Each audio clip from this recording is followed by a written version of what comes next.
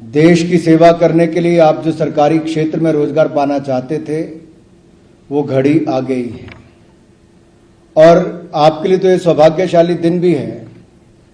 शायद पहले ये प्रथा ना हो, लेकिन स्वयं देश के प्रधानमंत्री 71,000 से अधिक युवाओं को सरकारी का नौकरी हेतु आज अपना नियुक्ति पत्र देने वाले हैं।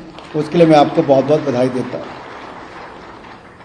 मैं कई बार सोचता हूं, जब हमारी कैबिनेट मीटिंग में प्रधानमंत्री जी ने निर्णय किया था कि हम 1 साल के अंदर 10 लाख से ज्यादा युवाओं को सरकारी नौकरियां देंगे,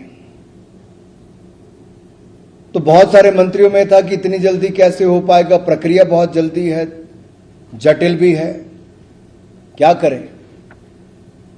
लेकिन प्रधानमंत्री जी ने एक बार नहीं अनेक बार विभागों से बैठक लेकर सुनिश्चित करवाया कि जल्द से जल्द सरकारी नौकरियां जहां पर पद खाली वहां पर मिलनी चाहिए। और मुझे कहते हुए प्रसन्नता है, आज ये पहला नहीं 5वां रोजगार मेला यहां पर लगाया जा रहा है मेरे भाई और बहन। और ये पूरे देश भर में 45 स्थानों पर किया जा रहा है। मुझे आज भी याद है, जब पहला हुआ था 22 अक्टूबर 2022 को, तब मैं गुड़गांव में मेरी ड्यूटी लगी थी और 75,000 युवाओं को उस दिन नियुक्ति पत्र दिए गए। फिर 22 नवंबर को जब हुआ तब 71,000 से ज्यादा लोगों को नियुक्ति पत्र उस समय दिए गए और 20 जनवरी को तीसरा हुआ और 13 अप्रैल 2023 को चौथा हुआ। इन सभी में लगभग 71,000 के लगभग नियुक्ति पत्र दिए गए और 5वां आज आप है। कोई ज्यादा टेंशन में तो नहीं है, कुछ नहीं। इसके बाद ट्रेनिंग ही होगी, फिर आप लोग आ जाएंगे, फिर ऐसे अधिकारी बन के मंच पे बैठेंगे किसी दिन। मित्रों, अब तक कहां कहां नियुक्तियां हुई हैं? अगर मैं कहूं कि केंद्रीय सशस्त्र पुलिस बल में उनके कर्मी के रूप में आपकी, या एक निरीक्षक के रूप में, उप निरीक्षक के रूप में, कांस्टेबल के रूप में, क्लर्क के रूप में, निजी सहायक, या फिर आयकर निरीक्षक, कर सहायक, कनिष्ठ अभियंता, लोको पायलट, टेक्नीशियन, डाक सहायक, सहायक प्रोफेसर, शिक्षक और पुस्तकालय अधीक्षक सहित ऐसी अनेकों पोजीशंस पे नियुक्तियां अब तक हुई हैं। और मैं कह सकता हूं कि पिछले 4 संस्करण में 2,88,000 लोगों को अब तक सरकारी नौकरियों का नियुक्ति पत्र दिया जा चुका है। और ये जो 2,88,000 युवाओं को नियुक्ति पत्र पिछले 4 संस्करणों में मिला, वो राष्ट्र की सेवा के लिए समर्पित हो चुके हैं। किसी का प्रशिक्षण ट्रेनिंग चल रहा है तो किसी ने अपने जॉब को ज्वाइन कर लिया है। आपका भी कुछ दिन प्रशिक्षण चलेगा, फिर आप भी जॉब ज्वाइन कर लेंगे और आने वाले कुछ ही दिनों में सरकार का एक अभिन्न अंग बन जाएंगे। और मुझे पूर्ण विश्वास है मेरे युवा साथियों कि आप जब जुड़ेंगे तो आज के युवाओं में एक बड़ा उत्साह है देश के लिए कुछ करने का। उनके लिए कोई सरकारी नौकरी एक माध्यम नहीं है। कई लोग तो अपनी नौकरियां छोड़ के 1-1 साल किसी छोटी छोटी संस्थाओं के साथ काम करते हैं। कोई बच्चों को पढ़ाने जाता है, कोई स्वास्थ्य की सेवा करने जाता है, कोई बड़े बड़े डॉक्टर्स हैं, वो 3-3, 4-4 दिन की छुट्टी लेके मेडिकल कैंप दूर दराज के इलाकों में लगाने जाते हैं, पहाड़ों में जाते हैं। मैंने अभी अपने यहां पर नेत्र जांच शिविर करवाया, तो उस नेत्र जांच शिविर में क्या हुआ, जब मैंने डॉक्टर्स को कहा कि ये नेत्र जांच शिविर इसलिए लगाया जा रहा है कि मैंने आज से 5 साल पहले एक संस्था के माध्यम से मोबाइल मेडिकल यूनिट ग्रामीण क्षेत्रों में चलाने की शुरुआत की, हर घर द्वार स्वास्थ्य सुविधा पहुंचाने का काम किया। लोगों को अस्पताल तक नहीं जाना पड़ता था, अस्पताल उनके घर द्वार तक पहुंचाने का काम किया है।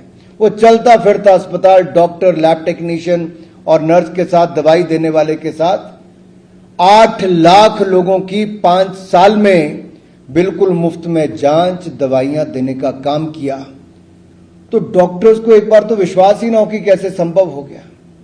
और सब में एक उत्सुकता थी कि हम भी हिमाचल जाएंगे, देखेंगे कैसे गांव-गांव ये चलता है। 42 डॉक्टर देश के अलग अलग कोनों से आए और 2 दिन में 10,200 से ज्यादा लोगों की मुफ्त में नेत्र जांच भी हुआ और उनको मुफ्त में ऐसा चश्मा लगवाने का काम भी हुआ। तो लोग देश के कोने कोने से केवल अपनी सेवाएं देने इसलिए आए कि उनका योगदान हो सके। लेकिन आपको तो सरकारी नौकरी मिलने वाली है, तो अगर संभव हो तो अपने राष्ट्र के महान नायक जैसे स्वामी विवेकानंद जी हैं, रविंद्रनाथ टैगोर जी हैं, वीर सावरकर जी हैं, नेताजी सुभाष चंद्र बोस जी हैं, भीमराव अंबेडकर जी हैं, महात्मा गांधी जी हैं, भगत सिंह जी हैं, ऐसे लोग जिन्होंने देश के लिए अपना सब कुछ बलिदान कर दिया और देश को एक मान सम्मान दुनिया भर में देने का काम किया। उनके समर्पण भाव से हमें कुछ ना कुछ सीखना है कि आजादी के 75वें वर्ष में जब हम आजादी का अमृत महोत्सव मना रहे हैं, तब हमें अपना देश के लिए क्या करना चाहिए। आपको उस समय रोजगार मिल रहा है, तो अगले 25 वर्ष होंगे इस अमृत काल से स्वर्णिम काल की जो यात्रा होगी, यह अमृत काल की शुरुआत है, लेकिन स्वर्णिम काल की ओर हमें लेकर जाना है। और स्वर्णिम काल हम तभी पहुंच सकते हैं, देश को विकसित तभी बना सकते हैं, जब आप जैसे युवा सरकारी नौकरी में आकर अपना पूरा योगदान देश के लिए समर्पण भाव से करेंगे और भारत को विकसित राष्ट्र बनाने का सपना भी पूरा करेंगे। एक एक पल आपको उसके लिए जीना है। और जब आप ये करें तो मित्रों, इन लोगों के जीवन से आपको बहुत कुछ सीखना है। और तो प्रधानमंत्री नरेंद्र मोदी जी का जीवन देखिए, एक गरीब सामान्य परिवार से निकलकर अपनी मेहनत करके 1994-95 यहीं के प्रभारी थे वो नरेंद्र मोदी जी। यदि हमारे अधिकतर कार्यकर्ताओं से पूछो, वो उस समय भी उतने डिसिप्लिन थे। सुबह ट्रेन से उतरते थे 3-4 बजे, आके कमरे में सोना तो होता था 7 बजे अखबार चाहिए, इतने बजे और पूरा काम करना। सबसे बड़ा उदाहरण तो उन्होंने ये दिया कि 22 साल के अपने सीएम और पीएम के जीवन में एक भी छुट्टी नहीं ली, अपने लिए एक भी छुट्टी नहीं ली कि कहीं घूमने जाना है। उल्टा एक एक दिन में 4-4 देश करके आने का कीर्तिमान स्थापित किया।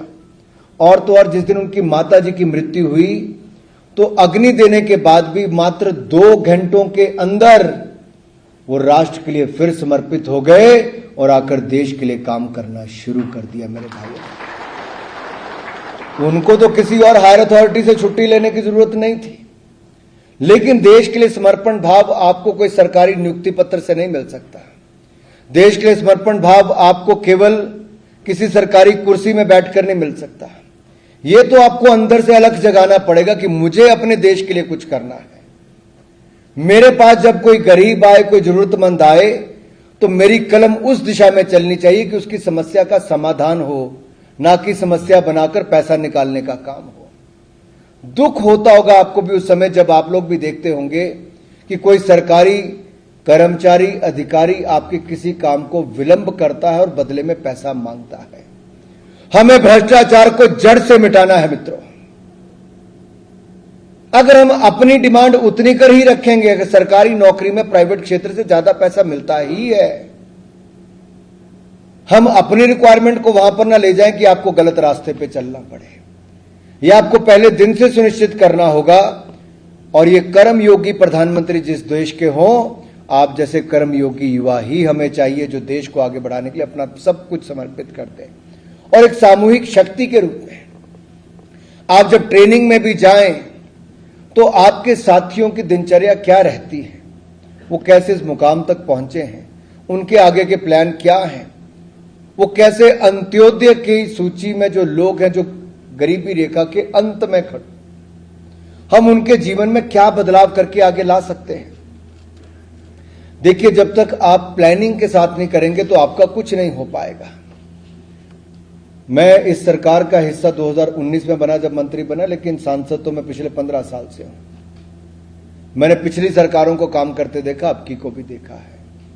लास्ट माइल डिलीवरी को कैसे सुनिश्चित करना है, यह प्रधानमंत्री नरेंद्र मोदी जी ने दिखाया है।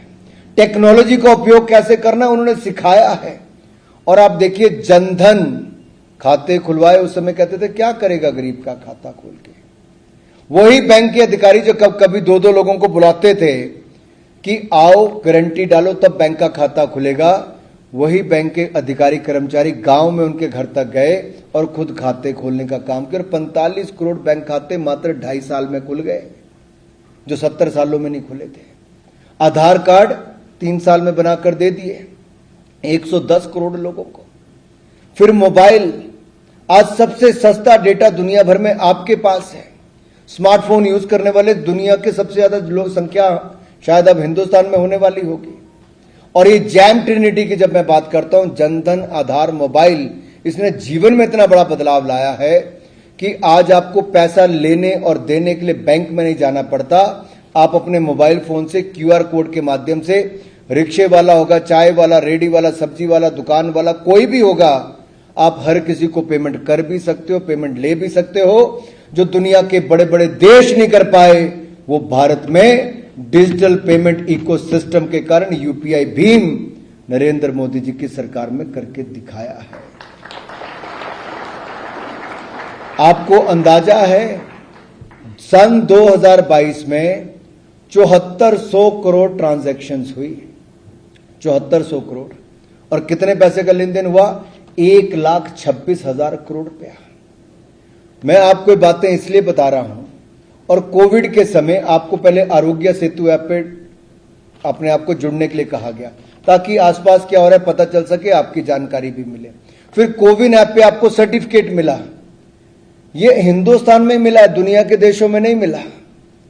मेरे पास जब दिल्ली में एक कार्यक्रम में सुंदर पिचई मुझे मिले तो कहने लगे, ठाकुर जी हमारे अमेरिका में, तो क्योंकि अमेरिका में रहते हैं, सिलिकॉन वैली में, जहां पे आईटी सॉफ्टवेयर वाले सारी कंपनीज हैं, बड़ी कंपनी के सीईओ भी हैं, कहते ऐसे कागज निकाला कि मेरा सर्टिफिकेट तो आज भी मेरी जेब में होता है कोविड का। मुझे दुनिया भर में जाना पड़ता है, हार्ड कॉपी लेके जाना पड़ता है, लेकिन मेरे हिंदुस्तान में गरीब से गरीब व्यक्ति के पास भी कोविड सर्टिफिकेट 220 करोड़ जिनको वैक्सीन लगी, उनके मोबाइल फोन पर है। दुनिया का कोई देश नहीं कर पाया जो मेरे हिंदुस्तान ने करके दिखाया है। अब इस बात का गर्व हमें होना चाहिए कि कहां डिजिटल पेमेंट हमने कर दी, कहां डिजिटल सर्टिफिकेट कर दिया। ये किसने किया? आप जैसे अधिकारी कर्मचारियों ने सुझाव दिए। प्रधानमंत्री जी खुलकर सबके सुझाव सुनते हैं और ये भी जानने के लिए कि हम क्या क्या कर सकते हैं।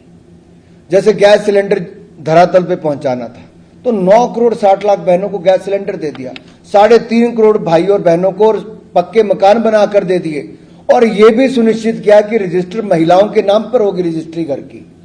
3 करोड़ 50 लाख में से 78% महिलाओं के नाम पे रजिस्ट्री है और बाकी 22% ज्वाइंट खाते में रजिस्ट्री है। तो महिलाओं को अधिकार दिलाने का काम देखिए, पानी का कनेक्शन भी घर तक 11 करोड़ 60 लाख देने का काम किया। ये कैसे हुआ? ये आप जैसे ही जो अभी कर्मचारी अधिकारी हैं उन्होंने किया है। सरकारें तो बदल गई, कर्मचारी तो वही थे। करवाने वाला ठीक आ गया, ईमानदार ऊपर आ गया, तो नीचे जनता भी पूरे मन से लग गई। आपको क्या करना है? अब जाओगे तो आपको भी लोग बोलेंगे सरकारी बाबू आया है। आज से तो आप सरकारी बाबू हो जाओगे नियुक्ति पत्र लेने के बाद, जब ज्वाइन करोगे तो। उसके बाद फिर करने क्या वाले हो? जस्टिफाई कैसे करोगे कि आप सरकारी क्षेत्र में रोजगार लेने आए हो? वो आपके कामकाज से ही पता चल पाएगा। आज मेरी बात को आप लिख कर रख लेना। आपको जितने आपका खाते में महीने की तनख्वाह आती, कभी उससे उतनी खुशी नहीं मिलेगी जब आपकी कलम से एक हस्ताक्षर के साथ किसी गरीब के जीवन में बदलाव आएगा, उसके चेहरे पे मुस्कुराहट आएगी। किसी गरीब की बेटी की शादी के लिए पैसा दे दोगे, इलाज के लिए कुछ कर दोगे, किसी का पानी का कनेक्शन लगा दोगे, किसी की डाक समय पर पहुंचा दोगे, किसी का पार्सल दे दोगे, तो उससे भी उसके जीवन में बहुत बड़ा बदलाव आता है। छोटी छोटी बातों का बहुत महत्व होता है। कई बार हम लोग सोचते नहीं, क्योंकि हमें कुर्सी मिल जाती है तो क्या महत्व उसका है। मेरा निवेदन रहेगा, अपने अंदर की इंसानियत को जिंदा रखिए। और हमने इस देश में देखा कि दहेज जैसी सामाजिक एक विकृति थी, जिसके कारण बहुत सारी बेटियों को दहेज की बलि चढ़ना पड़ता था। लेकिन आहिस्ता आहिस्ता समाज में जागरूकता आई, बेटी बचाओ बेटी पढ़ाओ कार्यक्रम चला। आज आप देख लीजिए, देश में इस प्रथा को बहुत कम हो गया, मुझे लगता है बहुत कम ऐसी आज वो देखने को मिलता है कि उतनी कमी हो। बदलाव कैसे आया? बेटियों ने पढ़ना लिखना पहले से बेहतर शुरू किया। आज देश की बेटी ही किसी ग्रामीण क्षेत्र से आने वाली, ट्राइबल क्षेत्र से आने वाली, अपनी क्षमता के आधार पर एक ट्राइबल महिला आज देश की प्रधानमंत्री के पद तक पहुंची है, प्रधानमंत्री और राष्ट्रपति के पद तक पहुंची है, राष्ट्रपति के पद तक पहुंची।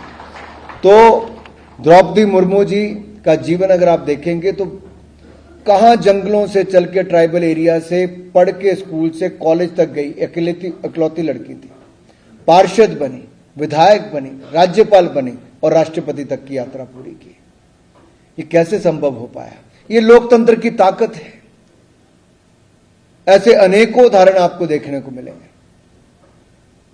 मित्रों, मैं यही कहूंगा, बेटियों ने बहुत कुछ किया है और आज भी नियुक्ति पत्र जिनको मिलने वाले हैं उसमें बहुत बड़ी तादाद बेटियों की है। और आपको तो इंस्पिरेशन देने के लिए सामने वंदिता कौल जी और शिल्पी जी बैठी ही हैं। मुझे लगता है आपको ये अपने आप भी कि हम सब कहीं ना कहीं पहुंच सकते हैं और हम सबको अपनी ओर से प्रयास करना है कि अंतिम व्यक्ति तक हमारी ये सुविधाएं पहुंचे और उसका लाभ उन सबको मिल पाए। टेक्नोलॉजी के उपयोग की मैं बीच में आपसे बात कर रहा था। आज स्टार्टअप्स के क्षेत्र में भारत पहले कहीं भारत का स्थान नहीं था, लेकिन आज भारत कहां है?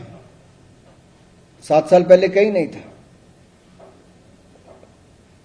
ये आप जैसे युवाओं ने करके दिखाया, मोदी सरकार ने नीतियां बना के दिखाई, स्टार्टअप इकोसिस्टम खड़ा किया।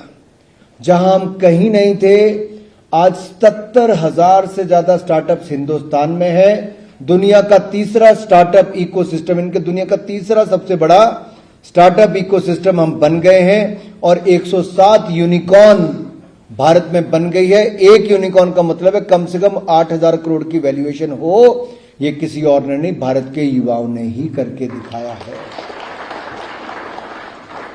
अब दुनिया भर में सबसे औसत आयु कम वाला देश और इतनी बड़ी आबादी वाला देश हम ही है।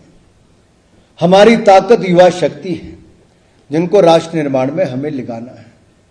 अब प्रधानमंत्री मोदी ने युवाओं के लिए क्या कहा पंच प्रण के बारे में? 15 अगस्त 2022 के भाषण में उन्होंने कहा 5 बातें हैं पंच प्रण में। 5 रिजॉल्व्स क्या है? पहला, भारत को विकसित राष्ट्र बनाना है। ये जो अमृत काल से स्वर्णिम काल के 25 साल है, इसमें हमें भारत को विकसित भारत बनाना है।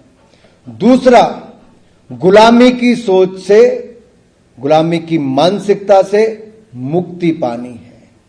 अगर हम आज भी अंग्रेजों की दबे हुए सोचेंगे अपने आप को, तो हम कभी आगे बढ़ ही नहीं पाएंगे। उस सोच से मुक्ति पाने की बहुत बड़ी जरूरत है। तीसरा, अपने गौरवशाली इतिहास पर गर्व करना है। एक देश तो अब बने हैं जी, हमारा इतिहास तो हजारों साल पुराना है, कई हजार साल पुराना है। और दिक्कत यह है कि हमें जिस तरह से इतिहास स्कूलों में पढ़ाया गया, वो सच्चाई से परा रखा गया। हमारी जो गर्व करने वाली बातें थी, वो शायद पढ़ाने का काम ही नहीं किया गया। नहीं तो हमें तो ये लगता है बहुत सारे युवाओं को, जैसे हम अंग्रेजी हमारे ऊपर राज करते थे, उससे पहले मुगली हमारे ऊपर राज करते थे, उससे पहले शायद भारत था ही नहीं। अरे भारत तो हजारों साल पुराना है। गुलामी का समय तो बहुत कम रहा, लेकिन आज मैं कह सकता हूं गुलामी की मानसिकता हमारी सरकार ने छोड़ी। तो जिन अंग्रेजों ने हमारे ऊपर राज किया था, उनको पीछे छोड़कर दुनिया की 5वीं सबसे बड़ी अर्थव्यवस्था भारत को बना दिया है। India has become the 5th largest economy of the world. अब ये 3 चीजें मैंने गिना दी। विकसित भारत बनाना है, गुलामी की मानसिकता से मुक्ति पानी है और अपने गौरवशाली इतिहास पर गर्व करना है। जैसे मान लीजिए सोमनाथ धाम, काशी विश्वनाथ धाम, केदारनाथ धाम, अयोध्या धाम, करतारपुर कॉरिडोर, बौद्ध सर्किट, ये सब किसने बनाए? ये इनका जीर्णोद्धार करने का काम हमारी सरकार ने पिछले 5 वर्षों में किया है।